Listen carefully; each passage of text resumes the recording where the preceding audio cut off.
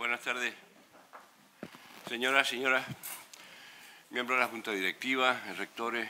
Muchas gracias a todos por su asistencia, en especial a la familia de don Ángel Hernández Rodríguez y de don Luis Álvarez Cruz. En primer lugar, pedir disculpas porque el director de este acto iba a ser don Daniel Pulido, que es el bibliotecario y el que tiene que ver con el patrimonio, pero la gripe y el frío pues a todos nos meten en la cama y vamos a tratar de salir hacia adelante. A veces, y a esto no se escapa el director, nos olvidamos de por qué es importante la Real Sociedad Económica de Amigos del País de Tenerife, ¿no? No cabe duda que recientemente yo lo he dicho y lo mantengo, de que debe ser un centro de reuniones importantes y de reflexión sobre temas que preocupan a la sociedad civil, sacar conclusiones, pero no nos podemos olvidar que la Real Sociedad tiene un patrimonio que es fundamentalmente su archivo y biblioteca, sus muebles e inmuebles. Todo esto es un patrimonio cultural importante e intelectual no solo de Tenerife, sino de la Ilustración en general. Nuestros fondos, el Fondo Antiguo, el Fondo Canario, el Fondo Rodríguez Maure, el Fondo de Nava, ahí hay un caudal importantísimo y la Biblioteca de la Ilustración es de las más importantes de Europa, según dicen los entendidos. Yo no soy bibliotecario, yo siempre digo, perdón, yo soy ginecólogo, no soy bibliotecario ni sé de estas cosas. Por eso mismo hoy es un día importante, porque hoy se enriquece la económica con dos obras muy importantes. Uno es el retrato de Pereira Pacheco, que nos ha donado y depositado la familia de don Ángel Rodríguez, doña Hilda, que está aquí presente, y el otro es toda la biblioteca de don Luis Álvarez Cruz, y que lo que más nos ha sorprendido, y lo tenemos como ejemplo ahí, es el manuscrito de Viera y Clavijo sobre la moral de la infancia, y que ahí está, que parece mentira, pero ahí está, y lo escribió el de su puño y letra. Por todo eso, este acto tiene como fin poner de relieve esas donaciones que sirvan de ejemplo, además, y poner en valor la biblioteca, el archivo y la biblioteca de la Real Sociedad Económica, y para eso, pues, nada sino que un entendido, un doctor en Bellas Artes, como tenemos aquí, que nos va a decir y a explicar la importancia de esas obras. Muchas gracias. Tiene la palabra Alejandro.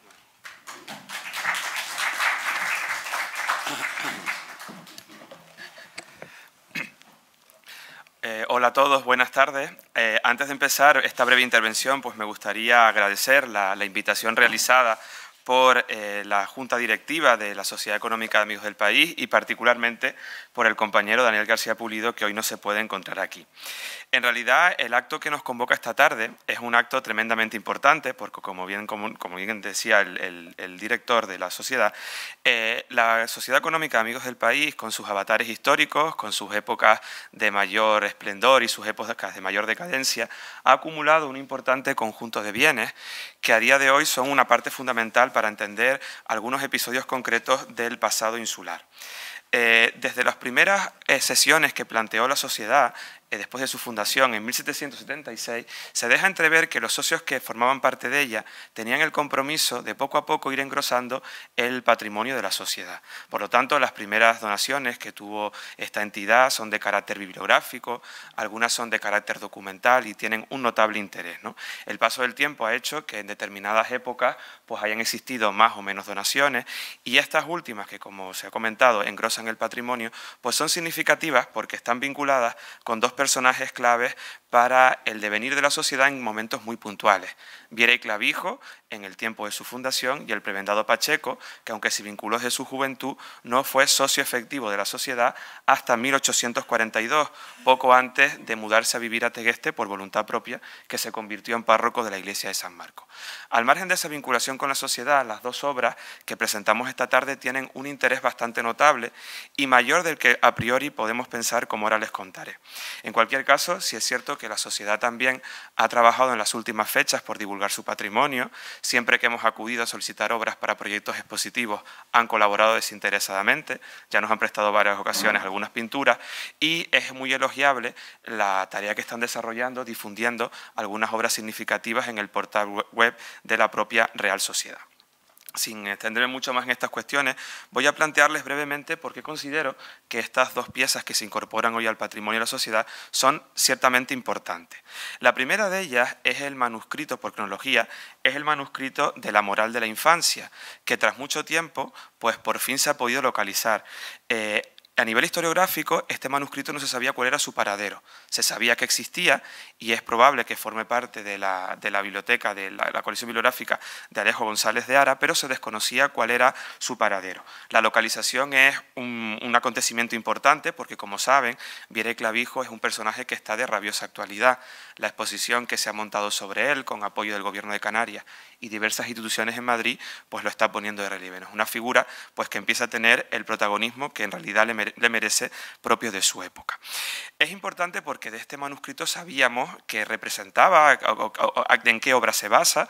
En realidad, ahora veremos, es una traducción que hizo el propio Viera de una obra francesa que no tuvo mucha importancia en su época, en el contexto español, pero que en Francia fue un manual de referencia para todo aquel que quisiera conocer cuestiones vinculadas con la moral de la infancia, que ahora veremos que es un concepto bastante amplio en esa época.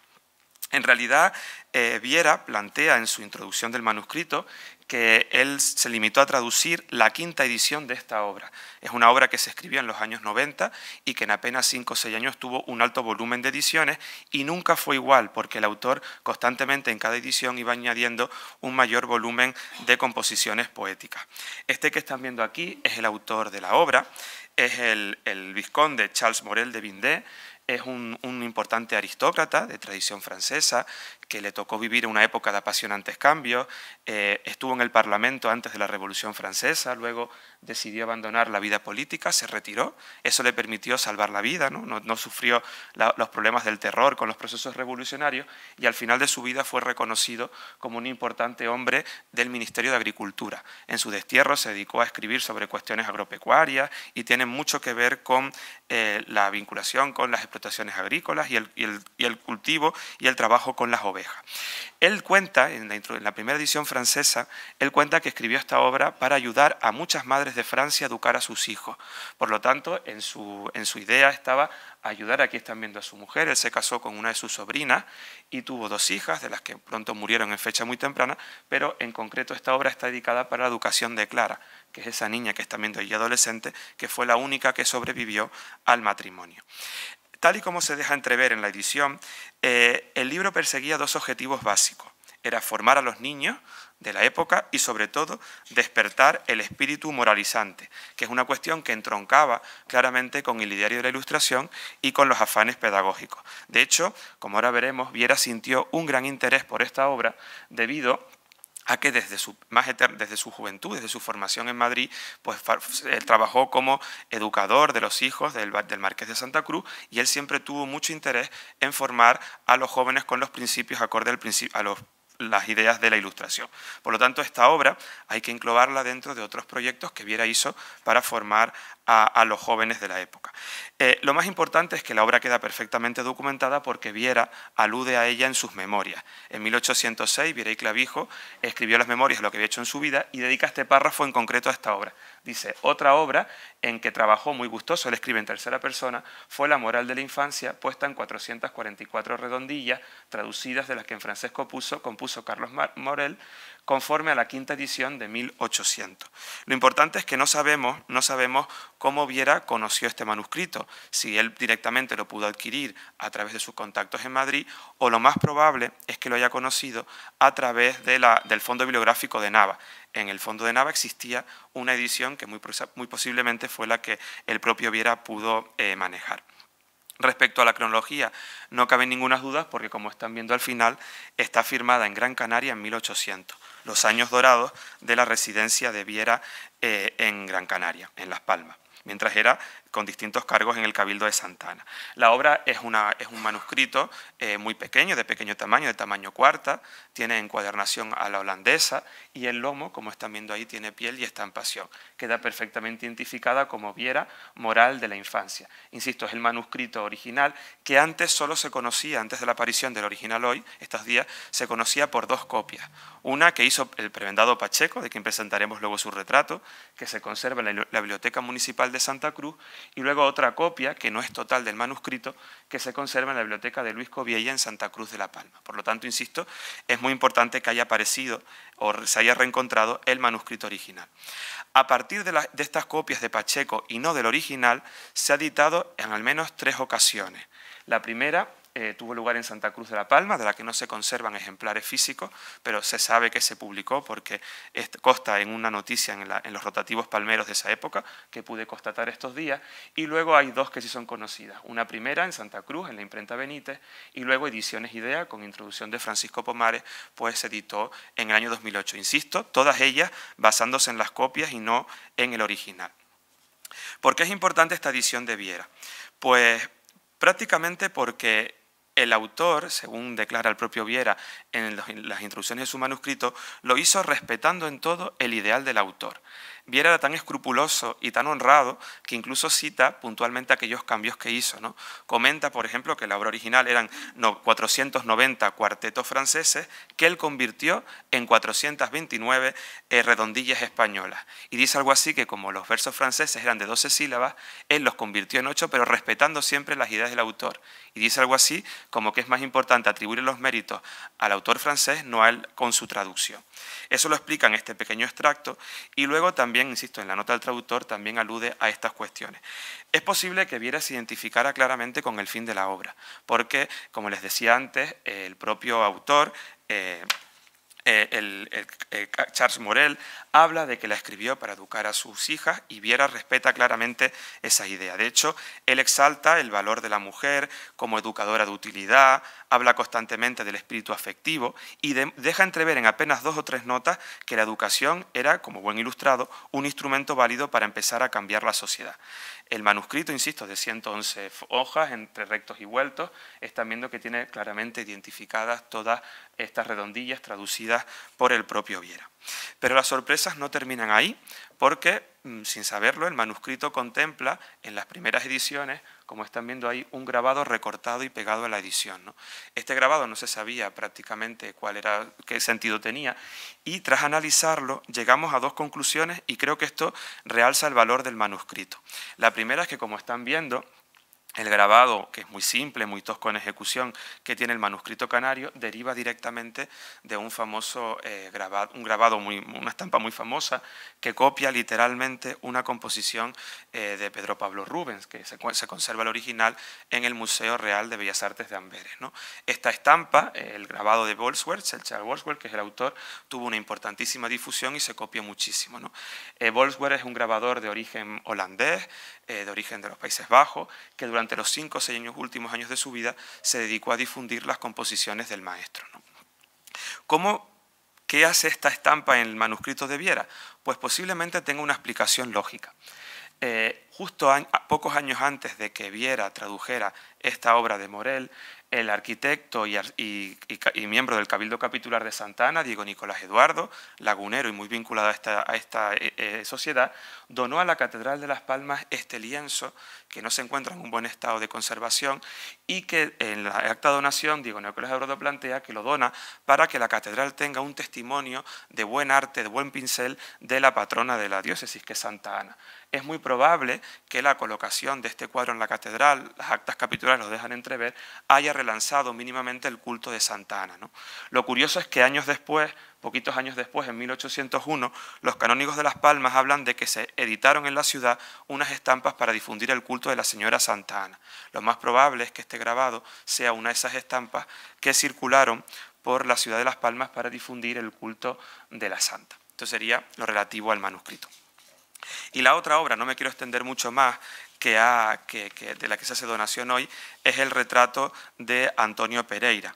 Es una obra tremendamente conocida, que todo el mundo que ha analizado la trayectoria del prebendado la ha citado, la ha valorado, la ha estudiado, pero que por cuestiones de herencia estuvo un tiempo en Tenerife, pero por último se conservaba en Madrid, ¿no? De esta obra, insisto, nos hemos hemos aludido a ella todos los que hemos trabajado en la trayectoria del prebendado, ya sea en un primer lugar Emma González, doña Manuela Marrero, en la primera edición, luego en la segunda edición, nosotros que nos tocó escribir sobre la época del prebendado Pacheco en Tegueste, y por último, sobre todo, don Julio Sánchez, que ha dedicado 2 grandes volúmenes a la trayectoria del obispo Encina y de Pereira Pacheco, ¿no? Fíjense que está en la portada de sus lujosos volúmenes, que son 2 volúmenes con bastante número de páginas. ¿Por qué es importante el retrato? Pues primero porque es la única obra que retrata al prebendado Pacheco en el formato habitual de óleo sobre lienzo. Del prebendado conocemos muchos retratos, pero todos están vinculados con 2 cuestiones. Primero, son dibujos a la aguada o acuarela sobre papel, y segundo, siempre son retratos que lo efigian en la juventud. Hay una carta muy famosa que le escribe Álvarez Rijo en la que dice que estaba muy viejo para estar representado en un retrato y que él quería recordarse como una persona joven. Por lo tanto, cuando, insisto, él ya tiene una trayectoria de mayor edad, pues no quiere retratarse y por lo tanto este retrato es pieza capital. Fíjense, aquí estamos viendo algunos retratos del joven Antonio Pereira cuando tenía sus años de formación en La Laguna, sus años de formación en Las Palmas, donde él aprendió a pintar en la escuela de Osabarri, que tenía lugar en la ciudad de Las Palmas. Aquí están viendo otros retratos que él hacía de sus contemporáneos, un retrato de su hermano Miguel, y luego pues, de otros ilustrados canarios que él retrató constantemente, ¿no? La obra retratística del prebendado Pacheco, con sus más y con sus menos, con mayor o menor calidad, es extensa, y gracias a él conocemos muchos retratos que se han perdido. Él tenía la manía de copiar constantemente todo aquello que veía, y como le decía constantemente Álvarez Rijo, es importante dibujar lo que veamos porque tarde o temprano se va a perder, y el tiempo en muchas ocasiones le ha dado la razón, porque muchos retratos se han perdido. ¿Por qué además es curioso este retrato? Porque si se fijan, lo que conocemos de él siempre son imágenes que se mueven entre la más estricta intimidad o retratos oficiales que exaltan constantemente su condición de clérigo. Aquí están viendo el que es posiblemente el primer retrato de él, que es en su juventud, leyendo un libro en el ámbito doméstico, vistiendo un atuendo típicamente del entorno hogareño, y ahí estamos viendo el retrato oficial que lo efigia, se autodibuja a él, se autorrepresenta, se autorretrata en la Catedral de Arequipa, donde ocupó diversos cargos. El retrato que nos ocupa es muy importante porque además está pintado en un momento clave de la trayectoria del prebendado. Antonio Pereira nace en La Laguna, tiene unos inicios bastante titubeantes, pronto se dedica a la carrera eclesiástica, destacó por su formación en latín y en las disciplinas eclesiásticas, y luego, pues cuando logró una cierta reputación, fue aceptado como familiar del obispo Encina, y su trayectoria cambió cuando, en torno a la Guerra de la Independencia, decide marchar a Arequipa. Cuando muere el obispo Encina, se ve obligado a retornar a España, y justo en ese momento es cuando se pinta el retrato. Él mismo escribió que el retrato fue pintado en Madrid a su vuelta de Arequipa en 1817. Como se imaginan, pues al no tener otros retratos de su vejez, pues este retrato joven se ha convertido en la imagen típica y prototípica del prebendado. Créanme que estuve revisando y lo he encontrado en todas partes. Yo creo que menos en camisas y llaveros ha aparecido en todo. En carteles de jornadas, en libros, es decir, sin estar en Canarias, yo creo que el retrato estaba más presente que el propio prebendado en los últimos tiempos, ¿no? E incluso eso también ha permitido pues, que otros autores, a partir de él, pues lo idealicen, ¿no? Estos son los maravillosos dibujos que hizo Roberto Miranda a partir de estos retratos, pues para cambiar la imagen en los últimos libros de los volúmenes de don Julio Sánchez, ¿no? Pero ya centrándonos en el retrato, es interesante porque lo primero que sorprende es el gran tamaño. Yo creo que todos los que hemos estudiado sobre él, lo decía antes, imaginábamos un retrato de menor formato.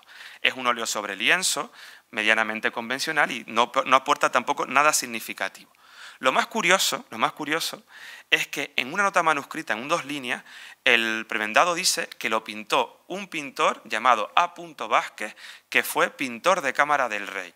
Eso nos permite intuir pues, que el pintor formaba parte de la comidilla de artistas de Fernando VII. Consultado el Archivo General de Palacio en Madrid, consultado los índices de pintores de la época y consultado a algunos compañeros que investigan este periodo, el A. Vázquez no se ha podido identificar, no sabemos en realidad quién era. Pero sí tenía que ser un pintor de estima, porque cuando el prebendado alude a que era un pintor de cámara, él también quería legitimar la elección de su retrato.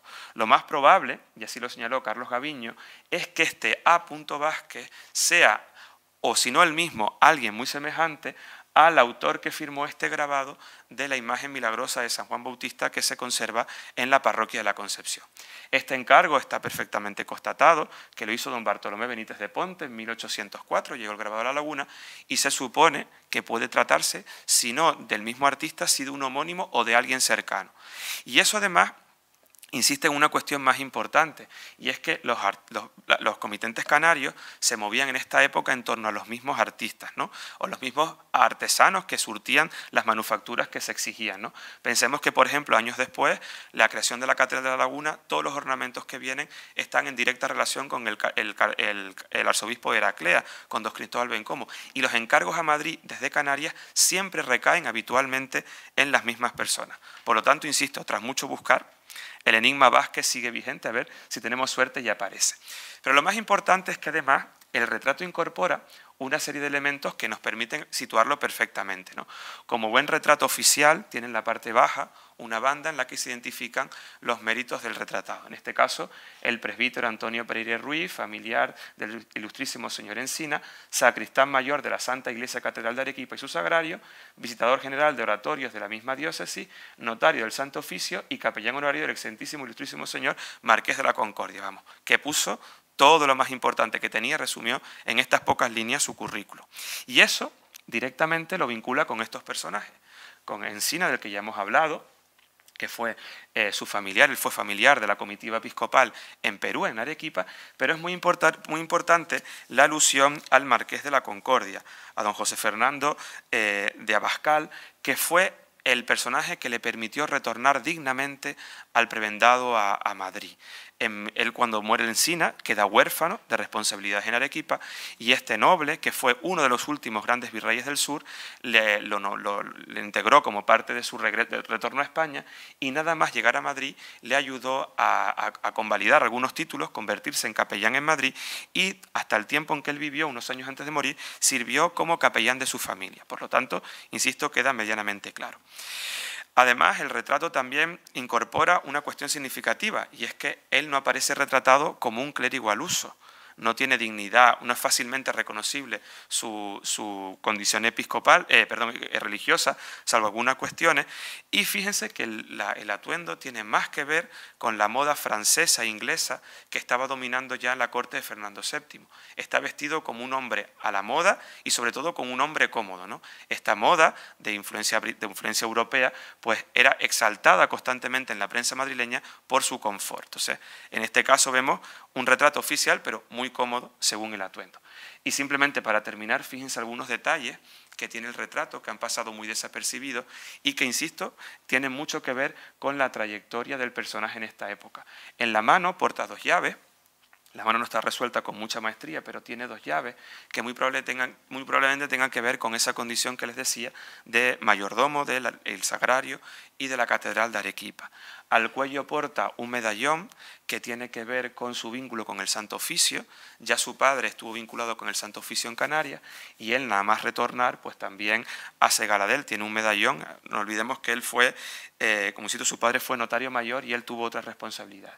Pero además, lo que da la pista y que nos permite tratar el retrato al margen del apunte es la condecoración de la cruz de flor de lis que porta al pecho y que fue pedida por el propio Pacheco nada más llegar a Madrid. Es una distinción que se otorgaba a aquellos caballeros que habían ayudado a la cuestión de la Casa de Borbón en el Reino Español. Entonces, debido a sus trabajos en Arequipa, le fue concedida en diciembre del 16. Por lo tanto, el cuadro se tuvo que haber pintado semanas después.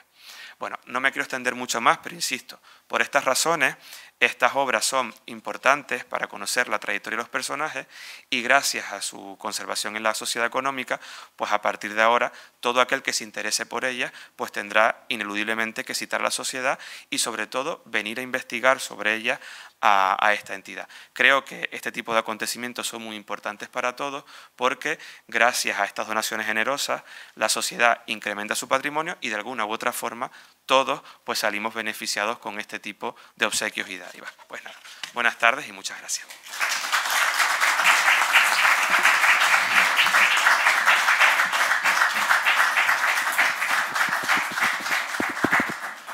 Muchas Muchas gracias al doctor don Juan Alejandro Lorenzo Lima, no solo por la brillante aportación de esta tarde, sino por su presencia desinteresada e inmediata en cuanto es llamado por la Real Sociedad Económica de Amigos del País, que aquí está como un clavo cada vez que lo necesitamos y lo llamamos. Muchas gracias, doctor. Y ahora tiene la palabra la familia.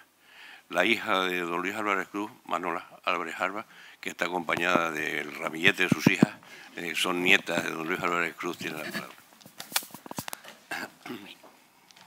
No, que lo puedes dar así. ¿No se vaya a estropear? No, va. Póngase aquí al micro para que se vea bien.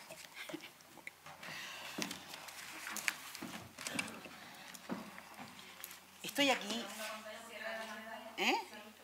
Sí, claro. Ah, claro, sí. Ciérralo, y ya está. Ah, sí, ahora. Bueno, estoy aquí para hablar en nombre de la familia, hijos, nietos y bisnietos de Luis Álvarez Cruz y para dar las gracias a la Sociedad Económica de Amigos del País por haber acogido en su biblioteca los libros que tanto amó mi padre, y entre ellos el de Viera y Clavijo, del que hoy se habla aquí. ¿Cómo llegó este libro a manos de mi padre? La verdad es que no lo sé. Pero puedo echar la cometa, lo podría hacer a través de verdugos, de gente con quien él trataba, pero que lo tuvo cuidado y atendido, como todos sus libros. Él se pasaba horas mirando solamente los libros, sentado y mirándolos porque los amaba, los quería. Pero sí sé con seguridad que se interesó siempre mucho por Viera, su autor. Prueba de lo que digo es repasar la cantidad de veces que habla de él, de la tertulia de Nava, de los contertulios, de los ilustrados a lo largo de toda su vida periodística. Para él, La Laguna, la ciudad que amó con pasión, debía ser, debe ser la heredera de aquellos hombres que con valor clamaron por el uso de la razón, del conocimiento, de la ciencia, de la responsabilidad, de la libertad, la democracia, o como diría Kant, conseguir que el hombre salga de su culpable minoría de edad. Quizá en Álvarez Cruz latía un ilustrado en el siglo XX. Se hermanaba con ellos ante la represión brutal que sufrió como periodista y como ciudadano después de la Guerra Civil de 1936. A eso hay que añadirle que Viera fue el primer periodista de Canarias, periodista entre comillas, ya nos entendemos, al editar esa revista que se llamó El Síndico Personero. ¿Y por qué no decirlo? Vamos a echarle un poco más de hilo a la cometa. Nuestro hogar, el de mis padres, el de Luis Álvarez Cruz, estaba situado en lo que fue el jardín del Marqués de Villanueva del Prado. Ese que tienen ustedes, antes lo buscaba por aquí, en esta sala o en cualquier otra. Es decir, vivíamos en la calle del Jardín 32, hoy Anchieta. Lo que hubiera sido la entrada del Bello Botánico era la puerta de nuestra casa, aunque allí, por cierto, quedaron, en el jardín de mi casa, estaban muchos de los árboles que pertenecieron al botánico que allí estuvo. Por otra parte, mi padre siempre sintió, una gran simpatía por la económica, como él la llamaba. No entendía La Laguna sin esta sociedad, por lo que ella significó y seguía significando en aquellos años y hoy.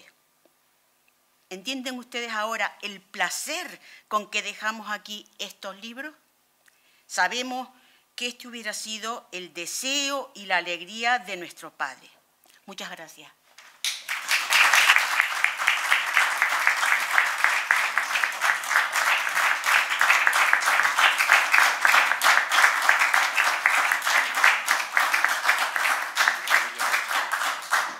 Gracias, Manola. Y ahora por la familia Hernández Oído, doña Piedad, si puede.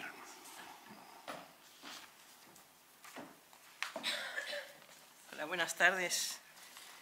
Ante todo quiero agradecer a don Juan Alejandro el análisis tan bueno que ha hecho del cuadro, porque no es el único que ha estado investigando quién era ese pintor, y entonces esos datos me dan mucha satisfacción.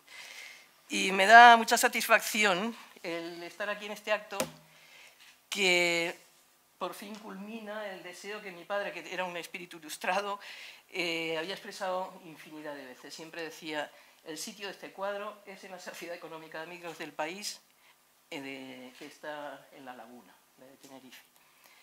Así que, después de muchos trámites, por fin está conseguido y es un placer. Cuando don Daniel García Pulido se puso en contacto conmigo para concretar la fecha y citar este acto, casualmente estábamos de viaje en Ecuador. Y pocas semanas antes habíamos estado unas semanas en Arequipa y en Lima. Entonces, claro, el pasar por la catedral, el sagrario, las plazas de armas, en las dos ciudades, especialmente en Arequipa, donde además en Arequipa coincidimos, yo creo que fue un regalo litúrgico de don Antonio, con una ordenación sacerdotal muy numerosa, a la que no estábamos invitados, pero que nos dejaron pasar porque sí. No pudimos menos que acordarnos de don Antonio, claro. Aunque yo, más que de don Antonio, siempre pensaba allí en, como lo llamaban, Antoñico, porque en realidad era un chico muy joven, pero si después de todas sus andanzas americanas pasó una temporada en Madrid hasta que logró instalarse aquí otra vez, y cuando logra instalarse aquí tiene 27 años. ¿Cómo ha cambiado la vida, no? Hoy a los 27 no parece que puedan haber sido tantas cosas. Él, desde que se fue muy jovencito, a los 16 años, se fue a Las Palmas, era consciente de lo afortunado que era de poder conocer cosas nuevas y de pasar por experiencias extraordinarias. Entonces yo creo que por eso fue su interés siempre en documentarlo todo, en dibujar, en escribir, en dejar todo bien claro para poderlo compartir con toda la gente que no tenía la suerte de poder conocer lo que él estaba conociendo. Pero también al mismo tiempo era consciente, y así lo dicen algunos textos, del dolor, de la contrapartida, del dolor que eso supone para la separación de las familias, tanto los padres que ven alejarse a los hijos que se tienen que alejar de las familias, y en eso creo que no hemos cambiado tanto muchas veces. Él siempre sintió añoranza por la familia y por la isla de Tenerife, y siempre, al parecer, a pesar de la distancia, fue una familia que se mantuvo bastante unida, a pesar de todo. De hecho, cuando él pide permiso para regresar a La Laguna, lo hace porque ha fallecido el obispo del que él era formado parte de la corte, digamos, pero también lo hace porque él recibe la noticia de que su padre, que vive en La Laguna, ha enloquecido. Entonces él solicita volver aquí para poder apoyar a su madre y sus hermanos. Desgraciadamente se demoró demasiado la posibilidad de volver, ya nunca volvió a ver a su padre vivo y encontró a la madre viviendo en Santa Cruz en unas condiciones económicas bastante deplorables, por lo visto, de las que él se queja. Cuando él va por primera vez a la península, va intentando reunirse allí con el obispo de Arequipa, intento fallido porque el obispo ya había salido hacia Perú, coincide allí con todos los avatares y los problemas derivados de la invasión napoleónica, tiene que participar en la Guerra de la Independencia en Cádiz, y por fin ya consigue zarpar de Cádiz rumbo a Perú para encontrarse él y su hermano con el obispo. En ese viaje, que era de 7 meses, que se dice pronto, pasando por el Cabo de Hornos y con miles de dificultades, pudieron hacer escala en Tenerife y él y su hermano pudieron pasar una noche en La Laguna, en casa de la familia, como despedida. Yo supongo que en esa noche él conocería a la hija de su hermana mayor, que entonces tenía unos meses, que era su sobrina Cayetana. Luego, cuando él ya logra regresar de Madrid, instalarse en La Laguna antes de trasladarse a Tegueste, él se lleva a su madre a vivir con él y la atiende o convive con ella hasta el momento de su fallecimiento, después de 9 años de una enfermedad que la tuvo en cama durante esos 9 años. Y quien cuidaba de esa mujer enferma era Cayetana, la niña a la que él conoció en ese primer viaje, que era su sobrina y nieta de la enferma. ¿Y por qué me paro tanto en Cayetana? Pues porque Cayetana, con el tiempo, se casaría con don Pedro Hernández de Bueno y con el tiempo llegaría a ser nuestro tatarabuelo y nuestra tatarabuela, de algunos aquí presentes, además. Ellos eran de aquí, ella era de aquí de La Laguna, obviamente, y después de que ya había nacido nuestro bisabuelo Ángel, se trasladaron a vivir a Güímar y allí se instauró la rama Hernández Guimarera a la que pertenecemos nosotros, ¿no? El cuadro, en el que no voy a insistir más, porque ya ha estado con nuestra familia durante 6 generaciones ahora. Digo 6 porque él la ha visto nacer y crecer a la parte de la 6ª generación que se ha criado en Madrid. Los ha ido viendo crecer semana a semana, porque nos reuníamos los sábados en casa de mi padre y mientras teníamos una larga sobremesa, los de la 5ª generación, los adultos, los niños corrían y jugaban por ahí y él los vigilaba en sus aventuras, en sus travesuras, y los vigilaba con esa mirada un poco guasona, por un lado, pero también con esa amenaza de las llaves, que los niños consideraban que, ojo, hay que portarse bien, ¿no? Ellos lo llamaban eso, el señor de las llaves, el don Antonio, bueno, tenía muchos nombres para los niños. De esa 6ª generación, no ya madrileña, sino de aquí de Tenerife, quiero destacar a Carlos Benítez, hijo de mi prima Pepa, que ha dedicado mucho tiempo y esfuerzo a profundizar en el conocimiento del personaje. De hecho, tiene una importante colaboración en el libro de Julio Sánchez. En fin, en este entretejer de generaciones y de gente que va y viene en la historia, hace pocos meses que conocí una anécdota que me hace sonreír y que creo que haría sonreír también a don Antonio.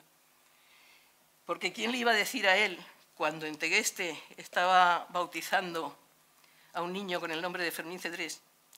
Bueno, él no podía adivinar que este niño iba a escribir la partitura de lo divino. Probablemente tampoco podía adivinar que con el pasado del tiempo los dos linajes se entremezclarían, porque una descendiente de doña Cayetana, un descendiente de don Fermín, se casaron y continúa la dinastía. Pero lo que yo seguro que no se pudo imaginar es que esos descendientes conocieran la historia, porque yo no sé si alguien se imagina a una pareja en la que él le dice, ¿sabes que un tío de tu tatarabuela bautizó a mi bisabuelo? Eso dicho con una voz mucho más profunda que la mía. Pues esa pareja existe y está aquí presente, además, ¿no? Y eso solo se puede dar si tanto bautizado como bautizante han continuado siendo personajes reconocidos en la historia, porque si no, nadie lo sabría. Y por eso creo que esa anécdota le gustaría, el saber que era recordado por ambas partes, ¿no? De la 6ª generación esa que he dicho, ya casi todos esos niños tienen más edad que la que tenía don Antonio en el retrato, que tenía ahí 27 años, ya todos son mayores. Y la 7ª generación, aquí en Tenerife, anda ya por la adolescencia muchos de ellos, sin hablar de los de Cuba, que ya deben ir por la 10ª hora, no sé cuántos, ¿no? Entonces, creo que todos hemos pensado que es un buen momento de que don Antonio vuelva a su ciudad natal, y dentro de su ciudad natal a esta institución de la económica que él tanto admiraba y respetaba. Cuando él tenía 16 años y empezaba a dibujar, él enviaba sus dibujos a Viera y Clavijo, en la Sociedad Económica de Amigos del País de Canarias, en Las Palmas. Eso indica el aprecio que él tenía por la sociedad. Si además esa sociedad es la que está ubicada en su ciudad natal, creo que no hay un sitio mejor. Así que estamos convencidos de que permanecerá aquí viendo muchas generaciones más, porque eso es señal de la buena salud y la permanencia de la económica. Y en nombre de toda la familia quiero agradecer el cariño con el que se ha acogido la aportación del retrato.